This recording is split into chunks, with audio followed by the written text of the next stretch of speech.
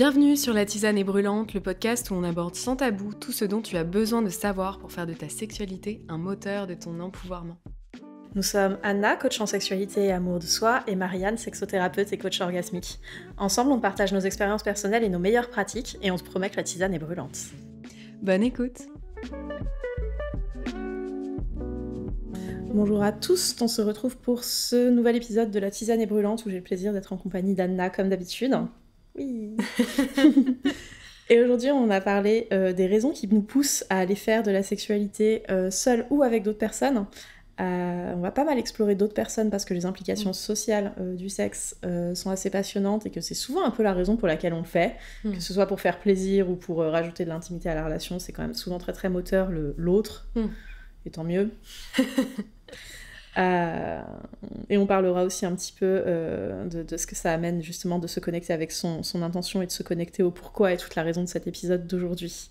Et du coup, j'ai envie de commencer avec toi. Qu'est-ce que tu vis, toi, vis-à-vis de tes intentions et de la sexualité ? Qu'est-ce qui est vivant pour toi ? Quand est-ce que tu t'es vraiment reconnecté avec les intentions qui étaient derrière ? Qu'est-ce que ça a changé pour toi ? Ouais, moi je pense que déjà, la sexualité a fait vraiment un chemin dans toute ma vie. Il y a vraiment un historique. J'ai toujours globalement été super intriguée et connectée à la sexualité dans le sens où, depuis très jeune, en fait, j'ai la notion que quand tu fais du sexe avec quelqu'un, la personne peut pas mentir. Tu vois, il y a un peu cette vraie personnalité qui ressort dans le sexe. Et j'ai toujours été extrêmement passionnée par ça, depuis vraiment très jeune. Et en fait, toute ma sexualité a toujours été globalement tournée vers l'autre, pendant très très longtemps. Et c'est que lorsque j'ai commencé à faire tout ce travail autour de la sexualité, que j'ai aussi rencontré le néo-tantra et d'autres outils comme ça, où en fait il y a eu un déclic de la sexualité. C'est pas que le physique, c'est pas que un acte physique entre deux personnes ou avec toi-même, il y a une dimension qui est un peu différente. Ouais. Donc ça a apporté vraiment une dimension complètement différente en fait à la sexualité. Ouais. Et toi du coup ? Moi, l'intention dans ma sexualité au début, je savais juste pas pourquoi je le faisais. Ouais. C'est-à-dire que je me rappelle d'avoir eu du désir et d'avoir chassé le plaisir très tôt. Je me rappelle d'avoir été trop heureuse que le plaisir, ça commence à être un truc qui se faisait avec d'autres gens parce que à l'époque, en tout cas, j'avais l'idée, qui est pas très vraie, mais en tout cas, j'avais l'idée que c'était meilleur avec quelqu'un d'autre. Et que la sexualité c'était un peu un truc qu'on nous faisait pour que ce soit vraiment bon mais alors ça c'est les teen movies et le dialogue social qui nous en persuade que la masturbation c'est un truc qu'on fait quand on n'a pas le choix et qu'on n'a pas mieux. Donc j'avais encore un dialogue très biaisé autour du sexe à l'époque. Et ensuite il y a eu toute la période où je faisais du sexe pour qu'on m'aime bien, elle est extrêmement courante, on passe un peu tous par là. Et notamment les personnes qui ont une libido basse vont souvent essayer de se pousser un petit peu pour faire plaisir à leur partenaire. Moi j'avais une libido haute, mais j'essayais quand même de faire plaisir à mon partenaire très fort. Et aujourd'hui c'est vrai que je suis plus dans une intention de célébration quand je vais dans le sexe. Alors que ce soit une célébration de moi, une célébration d'une bonne nouvelle ou une célébration de ma relation avec l'autre avec une intention de la renforcer. Mais le sexe, c'est un peu toujours une célébration. Ah ouais. C'est clair. Et est-ce que du coup, t'as la même intention et la même envie, tu recherches la même chose entre le sexe solo avec toi-même et le sexe à deux ou plus ? Non. Le sexe solo avec moi-même, il va vraiment être tourné vers moi. Donc c'est celui où je prends soin de moi, où je me fais plaisir, où je célèbre ma propre capacité au plaisir, dit-elle en se caressant les cheveux comme une maniaque. Ça marche vraiment très bien. Et le sexe avec les autres, ça va plutôt être du sexe relationnel et intime ou un terrain d'exploration. J'ai aussi beaucoup de gratitude pour mes partenaires qui sont capables de me fournir parfois un cadre suffisamment safe et solide pour que je puisse partir, moi, dans les grandes hauteurs. Que ce soit dans des subspace où, du coup, je vais vraiment explorer un lâcher-prise intense. Alors, tu peux peut-être expliquer, du coup, subspace pour ceux qui connaissent pas trop le terme. Je finis ma phrase, du coup, pour pas lâcher l'autre idée, parce que ce serait dommage, et ensuite on explique que le subspace, t'as raison. Donc que ce soit dans des subspace, des états de lâcher prise et de soumission assez intenses, ou dans des états spirituels d'exploration du oh mais dis donc il se passe ça et je me sens tellement connectée à toi et à l'autre et à l'univers et à tout et nous ne sommes qu'un grand sac de matière et l'énergie et la matière sont la même chose et tout ce bordel, ça peut monter très loin, laissez tomber le CBD. c'est très intéressant l'intention du sexe avec les autres et le terrain de jeu que ça ouvre. Et le subspace, pour ceux qui ne sont pas habitués, c'est comme ça qu'on appelle l'état de conscience modifié qu'on trouve souvent en posture de soumission quand le conscient et le tous les jours déconnectent. Et c'est pas forcément un état qui est lié à la douleur, il est plutôt directement corrélé à la prise de pouvoir de l'autre, et du coup le fait qu'on laisse à l'autre la charge mentale de la suite des opérations. Vous pouvez aussi le rapprocher de l'état de conscience légèrement modifié que vous rencontrerez dans une session thérapeutique avec un psy, une session d'hypnose ou une session de méditation intense. Et c'est très intéressant que les copains du BDSM aient réussi à mettre en place ça, en disant « Regarde, si quelqu'un te fournit un cadre sécurisé avec des règles, on peut faire pareil !» Non mais c'est des génies. Non mais c'est incroyable. C'est des génies. C'est excellent. Ouais. Et toi, du coup, ton intention dans la sexualité, qu'est-ce qui se passe ? Alors, moi, à 2, il y a vraiment la notion d'exploration et de jeu. Je trouve d'une manière générale, et pourtant je dis ça, mais je parlais néo-tantra tout à l'heure, mais malgré tout, je trouve quand même qu'il y a un côté trop sérieux, parfois, à la sexualité. Tu vois, on en reparlera peut-être après, mais tu vois, où il y a un objectif, où il faut atteindre l'orgasme, et puis il faut que ça se passe bien, puis il y a une pression, puis il y a ce truc. Et en fait, moi, j'aime rendre le sexe fun et juste pas sérieux, en fait. Juste, on est là pour s'amuser, en fait.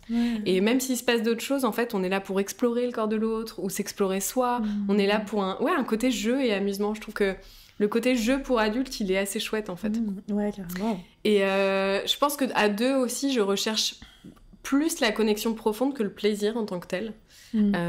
Parce qu'en fait, j'ai tellement, je pense, réussi à avoir un self-pleasure, un sexe solo qui soit satisfaisant et des orgasmes qui soient suffisamment satisfaisants pour qu'en fait, quand je fais du sexe avec quelqu'un, j'ai pas besoin d'orgasme, tu vois, j'ai pas besoin de plaisir parce que je me le donne déjà à moi, tu vois. Donc je recherche plus effectivement ce côté, on va passer un bon moment ensemble, on va apprendre du fun, on va s'amuser, on va se connecter l'un à l'autre, et voilà. Et je pense que c'est ça que je recherche à 2. Et en solo, je pense que c'est là où je recherche plus le côté self-love, le côté plaisir, justement. Pourquoi pas aller accéder à d'autres choses, type une sexualité un peu plus sacrée, me connecter, tu vois, avec l'énergie sexuelle, ce genre de choses. Donc je vais plus aller explorer une sexualité moins physique, tu vois, peut-être plus énergétique, avec des choses un peu différentes, tu vois. Je vais oser plus explorer, et oser explorer différents orgasmes aussi. Et le côté self-love aussi, et on en parlait un peu dans l'épisode précédent, mais le côté un peu holistique, guérison aussi.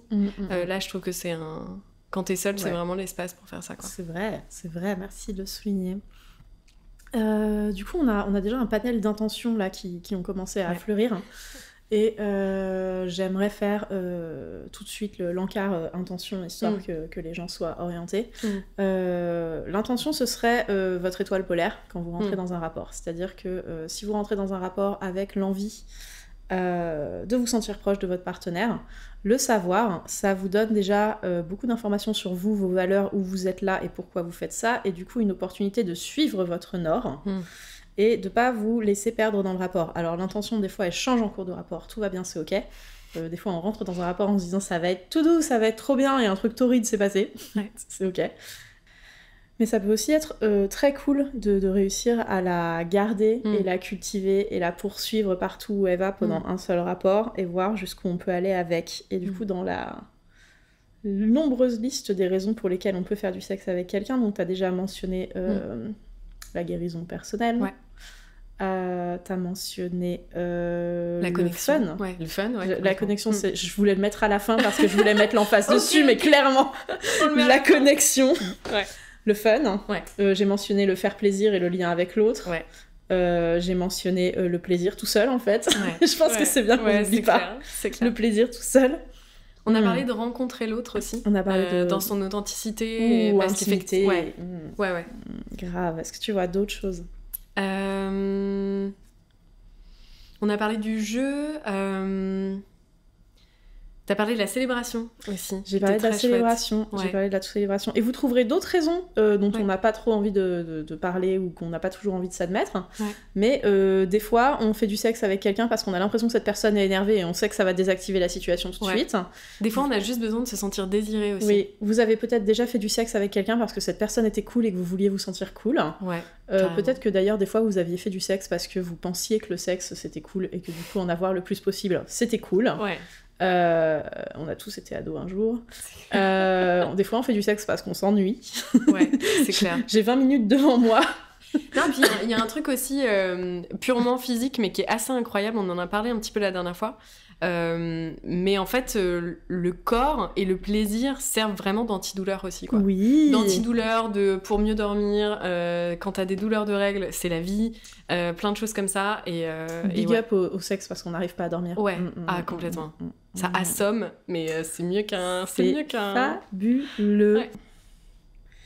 Et là, c'est le moment où on aimerait bien faire un encart sur la différence entre l'intention et l'objectif. T'avais souligné quelque chose de très intéressant quand on préparait cet épisode, c'est que c'est très bien de savoir ses valeurs et où on veut aller, mais que on peut se perdre des fois dans la poursuite d'un objectif et passer à côté de l'expérience. Et j'ai très envie que tu nous développes ça. C'est parti. Ouais, en fait, on en parlait un peu au début de l'épisode. En fait, c'est super important, effectivement, d'avoir cette intention, mais de pas rester bloqué avec et ne pas s'y accrocher, en fait, dur comme fer. Parce qu'en fait, il y a une grosse pression, notamment autour de la sexualité et la sexualité à deux, mais pas que. En fait, notamment autour de l'orgasme, autour de jouir, autour de prendre absolument du plaisir. Il faut absolument qu'on kiffe. Et en fait, quand on s'accroche trop à cet objectif-là, ce qui se passe, c'est que ça va créer du stress à l'intérieur du corps. Et le stress est, d'une manière générale, pour beaucoup, l'ennemi du plaisir. Ouais. Et plus on va stresser, plus le corps va aussi se contracter. Il va y avoir différentes contractions et on peut pas être dans la pleine conscience, dans l'instant présent, parce qu'on a cette contraction du corps qui est en mode vite, il faut que je me dépêche et puis il faut que je jouisse absolument. Donc se détacher de l'objectif et réussir à être finalement avec juste ce qui est, quoi. Et de poser cette intention du début. Donc par exemple, j'aimerais prendre du plaisir ou j'aimerais avoir un orgasme, et puis laisser ça à la porte en fait. De dire, je l'ai posé, je le laisse à la porte et maintenant je reste juste présente avec ce qui est. Et du coup, ça permet d'accepter aussi que si dans le sexe avec quelqu'un, en fait, j'ai pas pris beaucoup de plaisir, mais c'était un cool moment, et en fait, c'est cool comme ça, en fait. Et il n'y a pas nécessairement besoin d'avoir cette pression de l'orgasme, de devoir jouir. J'ai eu pas mal, notamment, de partenaires qui voulaient tellement que j'ai un orgasme que ça me mettait une pression, mais monstrueuse, en fait. À tel point que j'étais incapable, du coup. Parce que t'as ce truc de « tu vas jouir bientôt, et maintenant, et t'es un peu genre « mais laisse-moi vivre avec ce qui est, quoi !» Et en fait, c'est vraiment ça. Donc, posez l'intention, et même vous pouvez la poser à deux. Je trouve que c'est assez puissant, d'ailleurs, de poser une intention à deux. Mais laissez ça au placard derrière, en fait. Merci. Donc, c'était ça l'idée. Merci. Il y a un truc que tu as dit sur la performance qui résonne là pour moi. C'est que notamment à deux, le sexe, c'est quand même un espace de co-création. Et du coup, ça peut être dommage d'arriver avec son intention et de passer à côté de la personne avec qui il est en train de se passer quelque chose et de la fluidité du moment. C'est une approche très capitaliste du sexe qui dit qu'on fait du sexe pour avoir des orgasmes et que le succès du sexe est mesuré aux orgasmes. Et que du coup, si jamais vous en avez pas, tout a été raté, c'était pas la peine. Que le sexe d'ailleurs c'est un début et une fin mesurable qui s'appelle la pénétration. Enfin vraiment, il y a toute une vision du sexe performatif à déconstruire pour revenir à l'expérience du sexe qui est... c'est du boulot. Ouais, c'est du boulot et puis c'est du stress aussi, quoi. Parce que, en fait, on est dans la performance tout le temps dans nos vies, en fait, d'une manière générale. Faut performer au boulot, faut réussir à être présente pour la famille, pour les amis, pour je sais pas qui. On est toujours soumis, en fait, à tellement de pression que dans le sexe, est-ce que c'est pas le moment, justement, de tout lâcher, quoi. Et de se laisser juste être là sur... concentré sur ses sensations, concentré sur ce qui se passe, concentré sur l'autre, et oublier un peu cette performance, en fait. Ouais, et tiens, maintenant que t'en parles, on a tout un épisode de prévu sur les archétypes, mais j'ai envie de vous teaser un peu que la sexualité, c'est aussi un super terrain d'exploration de ces différentes facettes à soi. Et que si vous voulez aller à la rencontre de vos facettes, alors là, je vais dire celles qui tombent sous le sens, mais plutôt dominantes ou plutôt autre chose, eh ben, c'est trop possible. Mais vous pouvez aussi trouver des facettes innocentes, des facettes femmes fatales, des facettes hyper nature en mode fée des bois. J'ai une cliente qui m'a fait hyper plaisir là récemment en me disant que elle, ce qui la turn on, c'est d'être dans la nature. Que du coup, elle aimerait bien s'envoyer en l'air en forêt.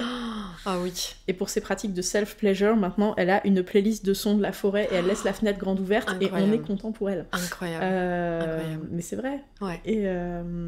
Et moi alors je sais pas du tout si elle a choisi de connecter au plaisir depuis un archétype de nymphe ou de créature des bois ou pas, mais quand elle m'a raconté son truc, moi j'avais trop envie de connecter au sexe depuis un archétype de nymphe et de créature des bois, et je trouve ça génial. Ouais, c'est fantastique. Et j'aime ce que tu dis là, parce qu'en fait on revient un peu au terrain d'exploration, au terrain de jeu, tu sais, et au côté jeu pour adultes, c'est-à-dire que quand t'es enfant, en fait, tu t'autorises à être plein de choses, en fait. Oui. Tu t'autorises à être le voleur et le policier, tu vois. Oui. Tu t'autorises tout ça, en fait. Tu t'autorises dans un jeu, à être, comme tu dis, une fée, une princesse, et puis d'un coup, le méchant, en fait. Oui. Et je trouve que c'est vraiment un beau terrain de jeu de pouvoir faire ça avec sa sexualité, s'autoriser à être qui on a envie d'être sur le moment, en fait. Et ça peut passer par des choses extrêmement concrètes, tu vois, comme le fait de s'habiller de la manière dont on veut s'habiller. Une couronne de fleurs et bam. Complètement. Et t'es une nymphe des forêts. Mais absolument. Et rien d'autre. Parce que les nymphes ne font pas de couture, c'est trop chiant. Exactement. À quoi ça sert de s'habiller après tout? Non mais ouais, en fait, t'as des choses super concrètes comme ça. Tu parlais de la musique, par exemple. Mais ça peut être des choses à sentir aussi. Enfin, ça peut être éveiller ses 5 sens avec ce genre de choses. Et rien que ça, en fait, il y a plein de manières concrètes où vous pouvez juste vous éclater, en fait. Eh bien justement, parlons de l'espace que tu peux mettre en place pour servir ton intention, parce que si tu as envie d'aller vers de la sexualité sacrée, l'encens et les bougies, c'est ok. C'est clair. C'est encouragé. C'est clair, c'est clair. C'est recommandé. C'est clair. Et un truc que je cherche aussi dans la sexualité, maintenant tu m'y as fait penser, c'est aussi avoir une expérience qui, parfois, pas toujours, mais qui sorte un peu de l'ordinaire, tu vois. C'est le moment de me faire un espace un peu rituel, un truc un peu différent, tu vois, de me mettre sur un piédestal un peu, tu vois, de prendre soin de moi et prendre soin de l'autre d'une manière où je le fais pas forcément d'habitude, tu vois. Ça peut être, par exemple, préparer la chambre d'une certaine manière, tu vois, mettre des bougies, mettre un petit plaid, tu vois, prendre le temps de m'habiller d'une certaine manière ou d'incarner, tu vois, ce que j'ai envie d'incarner, de mettre une musique particulière. Et en fait, c'est toutes ces petites intentions-là et attentions qui font qu'en fait, j'en fais aussi un espace différent qui sort de mon quotidien où je me chouchoute, où je peux chouchouter l'autre aussi, mais tu vois, un truc une expérience un peu différente de ta vie, quoi. Tiens, on n'a pas porté honneur à l'archétype de la salope et je vais le faire grave, parce que de temps en temps il faut. Moi, il y a des périodes de ma vie où j'ai juste envie de vivre quelque chose de très primal en fait et désociabilisé, on en avait déjà un peu parlé, où du coup c'est l'archétype de la salope qui prend le relais et c'est genre ok pour moi de prendre une personne que je connais déjà ou même de sélectionner quelqu'un qui est ok avec ce scénario pour juste du sexe et juste être dans le ressenti et l'expression d'une libido qui est puissante et qui a besoin d'être assouvie. Et je trouve ça cool, en fait. Complètement. Je trouve que c'est vraiment un processus d'empouvoirment, déjà, d'être une femme désirante et de dire « j'ai ma libido qui est là et il faut qu'on en fasse quelque chose ». D'ailleurs, souvent, ça impressionne pas mal ces messieurs. Avec ces dames, ça se passe très bien. Et c'est... Je pense que c'est vraiment puissant en tant que femme de reconnecter avec sa libido et d'accepter qu'elle soit là et de faire ce qu'il faut pour être à son service des fois. Et c'est aussi pour ça que j'utilise en conscience le mot salope, c'est-à-dire que ça n'est pas une insulte. Non, s'il vous plaît, arrêtez avec cette insulte, ce n'en est pas une en fait. Regardez la définition vraiment. Je suis une femme avec des désirs qui les vit et qui les explore et qui en est très contente. Ce n'est pas une insulte. Très très très contente. Ça me fait penser à une pratique que j'ai donnée à une cliente récemment, c'est le pillow fucking. Ouf, oui, et ça, c'est complètement jouissif. Parce qu'en fait, donc, le principe, du coup, c'est effectivement d'une manière animale, en fait, et purement connecté avec sa libido et juste son désir purement primitif, d'aller baiser, d'aller humper un coussin. Et ça, c'est assez puissant.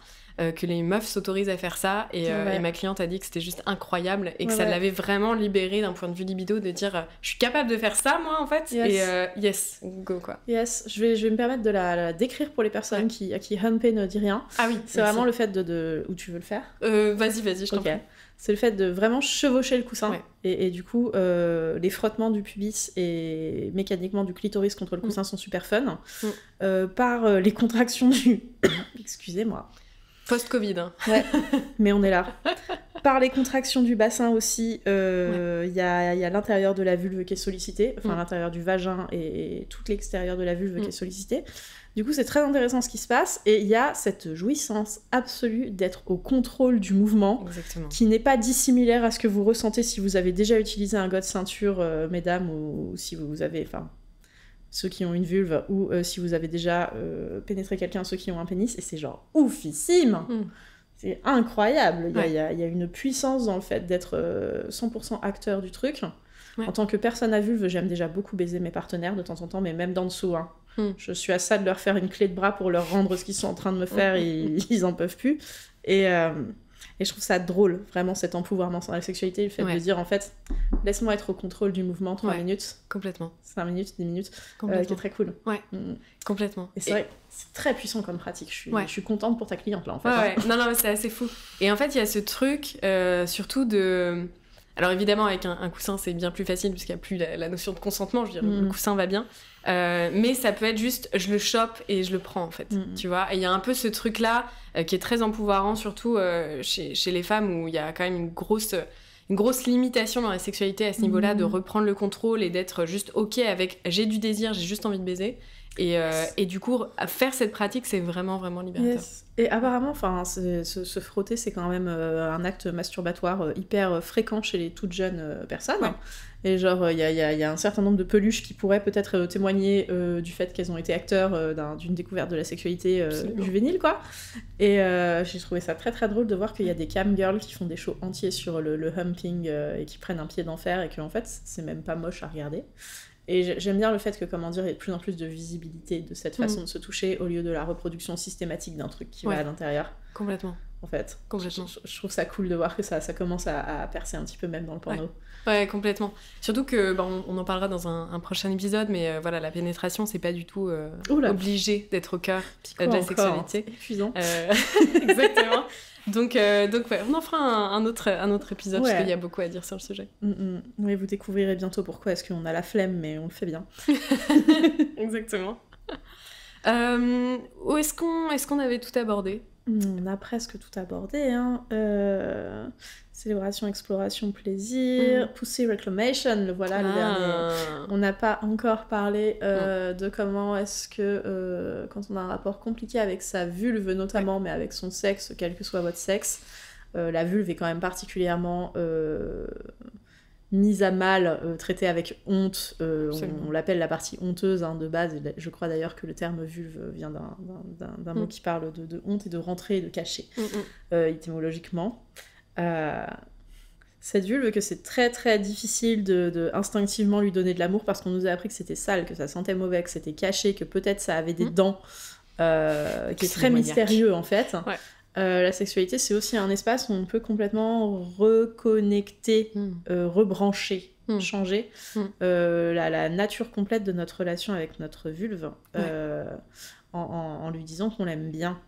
Je dois dire que ça a aussi été très sensible pour moi. Il y a eu un avant et après les premières fois où j'ai fait l'amour avec des personnes qui avaient des vulves.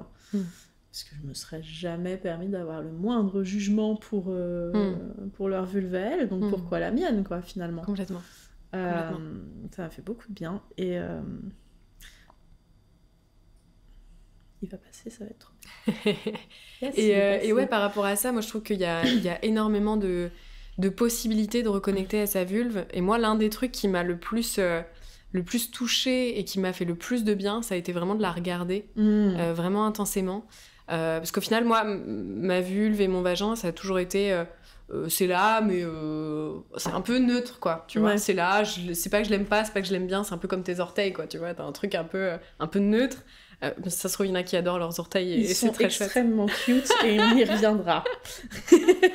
Mais voilà, j'avais une sorte de neutralité à propos de ma chatte et en fait, la regarder et prendre le temps de reconnecter avec elle, de lui parler, de lui offrir du plaisir en conscience, ça a été so puissant. J'ai actuellement une cliente qui est en reconnexion avec sa chatte après un long historique de vestibulite et de vaginisme, donc ça a été dur pour elle. Et du coup, sa pratique pour l'instant, c'est de lui dire bonjour tous les jours sous la douche. Oh, j'adore. Et bientôt, on passe au bonjour avec de l'huile de coco et des moments dédiés, mais pour l'instant, on est à bonjour tous les jours sous la douche et c'est déjà trop bien. C'est incroyable. Et j'ai même un client qui est une personne non-binaire qui justement cherche à reconnecter aussi avec sa vulve. Et c'est assez incroyable en fait, parce qu'il y a un chemin effectivement de longue date de haine, etc. Et effectivement, le fait de juste saluer tous les jours en disant « Hey, salut !» Comment ça va? Qu'est-ce qui se passe pour toi? Ça, c'est très puissant. La prochaine pratique qu'on fait du coup avec cette cliente que je garde anonyme, c'est de faire un moulage de sa vulve toutes les deux pour qu'elle le mette sur son autel et qu'elle lui parle. Ah, mais c'est incroyable! Oui.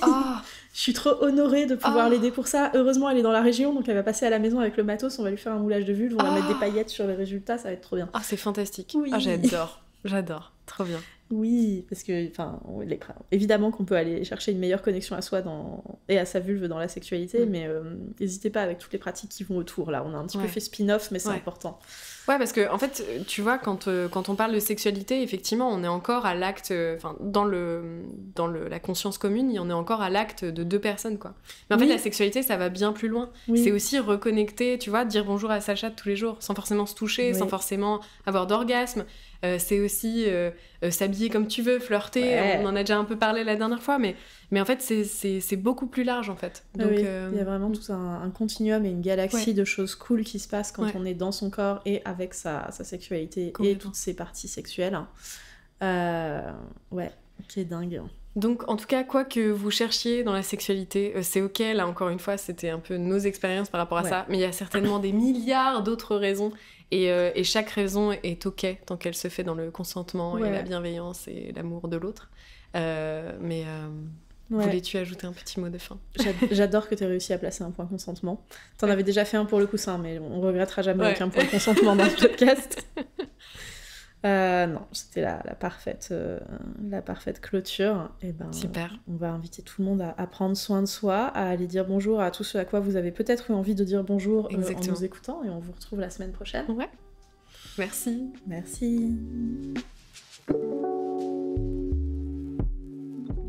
Merci d'avoir passé ce moment avec nous. Si l'épisode vous a plu, n'hésitez pas à nous encourager en partageant le podcast autour de vous ou en mettant 5 étoiles sur votre plateforme d'écoute préférée. Si vous souhaitez poursuivre votre voyage avec nous, vous pouvez retrouver tous les épisodes et également des contenus bonus exclusifs à l'adresse suivante, allmylinks.com/lteb, que vous trouverez en description. Si vous souhaitez travailler avec l'une d'entre nous, vous pouvez nous rejoindre sur nos réseaux sociaux respectifs ou suivre les liens en description. À très bientôt pour le prochain épisode. Moi, la première fois que je l'ai fait, j'ai juste pleuré de libération. Dire à cette personne, j'aimerais qu'on sorte de cette sexualité hétéronormée, c'était un peu une crise identitaire pour moi comme pour lui, de dire, est-ce que on s'aime encore comme on est? En fait, il y a un côté énergétique et très puissant, surtout au fait de respirer ensemble.